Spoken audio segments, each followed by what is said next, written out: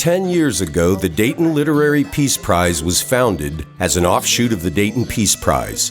Both were natural extensions of the historic agreement that ended the bloody Bosnian War, the Dayton Peace Accords, which was secured at Wright-Patterson Air Force Base in 1995. And the base being so much a part of our lives because my father worked there, I worked there, my grandmother worked there, my aunt worked there.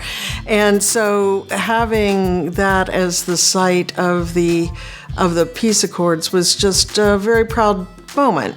It's just an amazing way that the community embraced that process and has continued to.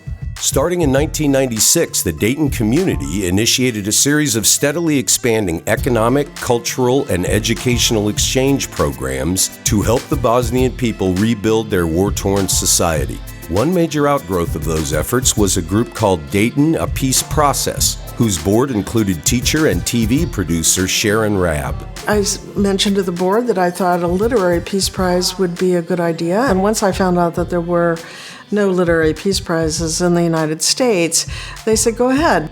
The first year that we announced the prize, and when Studs Terkel was named as, at that time, it was the Lifetime Achievement Award, we were in newspapers around the world, and we were in the North Korean Times. And what I loved is that the date line was Dayton, Ohio, and the title was Peace and Literature. Every year since 2006, the Dayton Literary Peace Prize has been awarded to winners and runners-up in both fiction and nonfiction, in addition to the Lifetime Achievement Award, later renamed the Richard C. Holbrook Distinguished Achievement Award, in honor of the U.S. envoy and author who brought peace home. What a rich, proud, and emotional day I have had with you here in Dayton, and I cannot thank you, each and every one of you, enough for honoring Richard this way and for remembering him this way. The first year we had about 40 nominations, and they all came from the United States. This year we had over 100 nominations, and they come not just from U.S. publishers, but from publishers all over the world. The thing that the Dayton Literary Peace Prize is invested in our goal, is that we want to support and honor those who write, publish, read, and share these books. For nearly 2 decades, Sharon interviewed authors from across the country and all over the world for a TV program she created called Writer to Writer.